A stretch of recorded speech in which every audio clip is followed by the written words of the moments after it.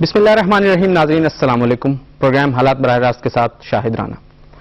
यूं तो नाजरीन करप्शन पूरी दुनिया का मसला है, मगर डेवलप्ड दुनिया में जहां करप्शन में कमी है उसकी वजह जमहूरी इस्तेहकाम और इदारों की मजबूती है।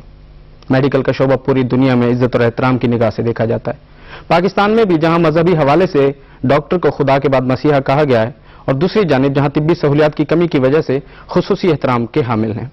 नाज़रीन, पिछले दिनों डॉक्टर्स के हवाले से और तिब्बी सहूलियत के हवाले से जो खबरें मंजर आम पर आईं वो यकीनन अफसोसनाक रहीं। उन्हीं में से एक खबर थी होली फैमिली हॉस्पिटल में हेपेटाइटिस सी के मरीजों के लिए 83 लाख रुपए की करप्शन। आज इस पर हम बात करेंगे। जानलेवा करप्शन, जिम्मेदारी का एहसास कब होगा। हमारे साथ मौजूद होंगे जमूद खान साहब, आप चेयरमैन बैतुल माल हैं, welcome in the show sir. उनके साथ मौजूद होंगे डॉक्टर रशीद जुमा साहब, डीजी हेल्थ हैं, welcome in the show sir. नाज़रीन, बाकायदा गुफ्तगू का आगाज करने से पहले मैं चाहूंगा कि एक रिपोर्ट जो हमारा टर्न आउट सेगमेंट है उसकी तरफ चलें और आइए देखते हैं इस रिपोर्ट में क्या है।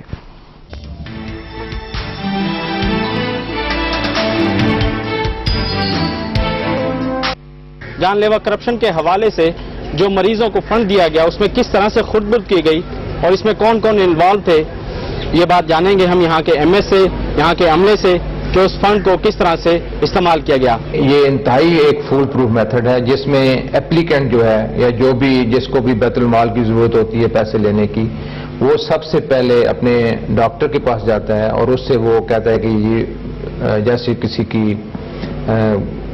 हिप का फ्रैक्चर हो गया है और उसको वो हिप के उन्होंने नया डालना है जिसे हम टोटल हिप रिप्लेसमेंट कहते हैं, तो उसको देखने के बाद वो जो कंसल्टेंट है, not less than the rank of a professor और एसोसिएट प्रोफेसर, वो उसको लिख के देता है कि जी आपको हिप रिप्लेसमेंट चाहिए। इसके बाद वो बंदा मेडिकल सोशल अफसर के पास जाता है जो उसकी रिक्वेस्ट बना के और प्रॉपर साइन कराने के बाद उस कंसल्टेंट से और अपने एमएस से वो दी जाती है बैतुल माल को।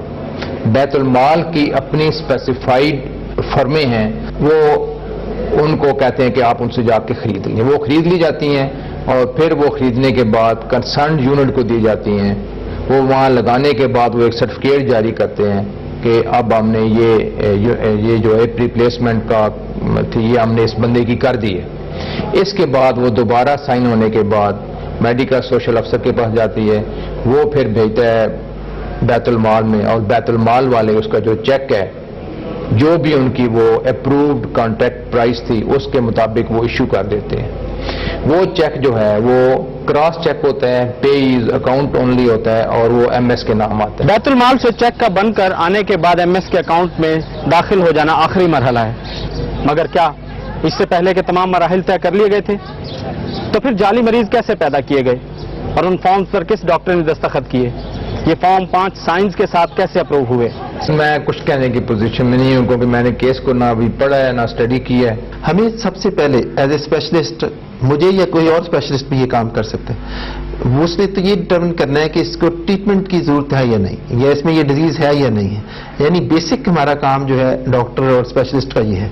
हमारा ये काम नहीं है फैसला करना कि इसको ज़कात से दवाई मिलनी है, बैतुल माल से मिलनी है, इसको प्राइम मिनिस्टर प्लान से मिलनी है, इसने कहाँ से लेनी है। लेकिन चूंकि अदारे के जो मुख्तलिफ हिस्से हैं वो इकट्ठा मिलकर काम कर रहे होते हैं, तो इसलिए हमने इसको सेल्फ डिजाइन ये किया कि जो लोगों को फंड होना है और हेपेटाइटिस प्रोग्राम में जाना है उनको हम फॉलो करेंगे। बैतुल माल का ये कि जब ये फैसला हो जाएगा वो हम करेंगे या मैं करूंगा कि इस पेशेंट को हेपेटाइटिस सी है, तो फिर अगर वो नहीं अफोर्ड कर सकता ट्रीटमेंट तो बैतुल माल ने एक परफॉर्मा भेजा हुआ है हॉस्पिटल में, वो सारे पंजाब में, सारे पाकिस्तान में, क्योंकि ये फेडरल गवर्नमेंट का अदारा है, तो वो परफॉर्मा फिल कर देते हैं कि ये पेशेंट जो है ये कहता है कि मैं दवाई नहीं अफोर्ड कर सकता और इसको हेपेटाइटिस सी है, और ये हम करके साइन कर देते हैं। अगर डॉक्टर्स का ये कहना है कि उनका काम सिर्फ मर्ज की तशखीस करना है, गरीब की नहीं, तो फिर गरीब लोगों के नाम पर दवाएं कौन खरीदता रहा और उनकी जगह उनकी पेमेंट्स हॉस्पिटल की तरफ से कैसे होती रहीं?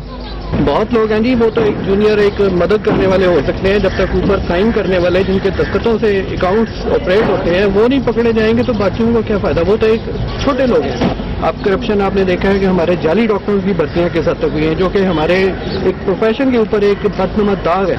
यकीनन नाजरीन, जिन मरीजों को हेपेटाइटिस सी के लिए दवा मिल जाती है वो खुश नसीब हैं कि हुकूमत पाकिस्तान की तरफ से किए गए इक़दाम के तहत उनको वो दवा मैसर आ गई। मगर नाजरीन सोचिए कि जब एक मरीज जानलेवा मर्ज में मुब्तला हो और उसे दवा ना मिल सके तो वो क्या सोचता होगा। जो یہ دوائیاں ہمارے لیے آئی ہیں غریبوں کے لیے، وہ لوگوں نے لوٹ لی ہے، وہ کروڑوں روپے ہضم ہو گئے ہیں، ہمیں کچھ بھی نہیں ملا. یہی ہے کہ دھکے لگتے ہیں اسپتالوں میں، وہ چیز نہیں ہے جو ہونی چاہیے تھی. حکومت نے بہت اچھا اعلان کیا تھا کہ علاج غریب کے لیے، یہ ارکان کا علاج ایسی چیز ہے کہ غریب بندے کے بس کے لیے یہ روگ ہی نہیں ہے. کیا سمجھتے ہیں آپ کے بھائی کا علاج ہو رہا، کتنی پریشانی تھی اور کیا اب حالات ہیں؟ پریشانی تو بہت زیادہ تھی، مگر یہ ہے کہ حکومت کی طرف سے جو ہے نا یہ بہت اچھا چل رہا تھا کہ اس میں جو غریب کے لیے بہت بہترین سسٹم تھا، مگر بعض ایسے انصار آ گئے کہ جنہوں نے اس کرپشن کو کر کے جو ہے نا یہ بہت غلط کر دیا، جس کی وجہ سے کافی لوگوں کا حق جو ہے نا وہ جو غریب لوگوں کا حق تھا وہ ضائع ہو گیا ہے. لہٰذا ہم یہی اپیل کرتے ہیں حکومت سے کہ ایسے مچھلیوں کو جو گندی مچھلیاں ہیں ان کو پکڑ کے ان کو یہ سزا دی جائے تاکہ دوسروں غریب لوگوں کا حق مارا نہ جائے. کیا ہم صرف سیاسی لوگوں کی کرپشن کو کرپشن سمجھتے ہیں یا پھر خود کو حملہ آور کو مجرم؟ کیا کہیں گے ان عناصر کا جو جان لیوا امراض کے مریضوں کے ساتھ کھیل رہے ہیں؟ یہ ناقابل معافی جرم ہے کہ بیت المال کی رقم کو اس طرح سے کرپشن کی صورت میں ہڑپ کر جانا، ایک غریب اور نادار پیشنٹ کو جو کہ نہ ہے اور اسے دکھا کر اس طرح سے ایسی رقم کا ہڑپ کر جانا ناقابل برداشت ہے، بہت بڑا سنگین جرم ہے. تفتیشی مراحل میں جو ابھی تک کہ ہم نے ہمارے آئی اوز نے یا میرے ڈپٹی ڈائریکٹر نے کیے ہیں اور ہم نے جو رپورٹس اپنے ڈائریکٹر جنرل ایف آئی اے ظفر اللہ خان صاحب کو بھجوائی ہیں، اس میں یہ واضحتاً ہم نے کلیئر کر دیا ہے کہ یہ ایک واقعتاً ایک بھیانک جرم ہوا ہے اور اس میں ہم کسی قسم کا دقیقہ فروگزاشت نہیں چھوڑیں گے. یہ وہ چھوٹی سی کرپشن ہے جو سامنے آئی، مگر اس چھوٹی سی کرپشن سے تقریباً 200 سے زائد ہیپیٹائٹس سی کے مریضوں کا علاج ہو سکتا تھا.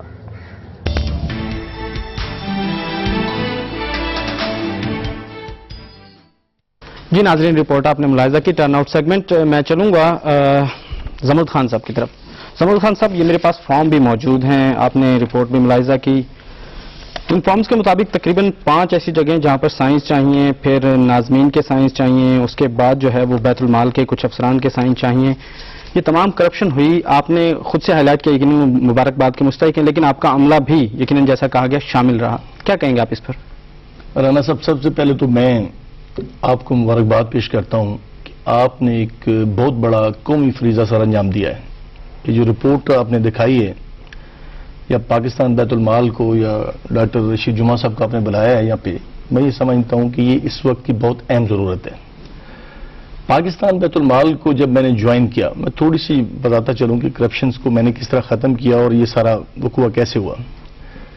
جب میں نے پاکستان بیت المال کو جوائن کیا تو میں نے پہلے ہفتے کے اندر پاکستان بیت المال کے ملازمین کی 40% تنخواہ بڑھا دی.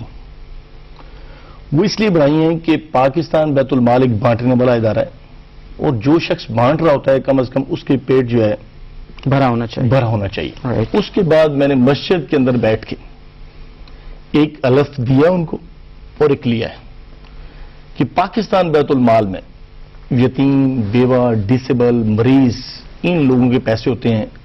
میں اللہ کو حاضر ناظر جان کے قسم اٹھائی ہے کہ پاکستان بیت المال میں کسی قسم کی کوئی کرپشن نہیں ہونے دینی. لیکن آپ، میں بتاتا چلوں کہ یہ بھی ایک پاکستان کی تاریخ میں پہلا کیس ہے جو آپ دیکھ رہے ہیں. کوئی بھی سرکاری ادارے کا سربراہ آج تک میں چیلنج سے کہہ سکتا ہوں ایف آئی اے کے پاس نہیں گیا کہ اس کے ادارے کے اندر یہ کرپشن ہو رہی ہے. جب میں ڈی جی صاحب کو ملا، ظفر صاحب کو، تو انہوں نے کہا جی مجھے سمجھ نہیں آ رہی کہ پاکستان کی تاریخ میں، وہ کہتے ہیں میری کافی سروس ہو گئی ہے، پہلا ایم ڈی جو میرے پاس ہے جس نے کہا جی میرے ادارے کے اندر آپ آئیں اور یہ کرپشن ہوئی ہے اس کو آپ نکالیں، جو بھی لوگ ہیں چاہے بیت المال سے ہیں چاہے ہاسپٹل سے ہیں. انہوں نے کہا کہ سرکاری ادارے تو ایف آئی سے اس طرح بھاگتے ہیں جیسے وہ کوا گلیل سے بھاگتا ہے. رائٹ. لیکن میں نے آپ کو پہلے کہا کہ ایک عہد کیا ہوا پاکستان بیت المال کے اندر کسی قسم کی کرپشن نہیں ہونے دینی.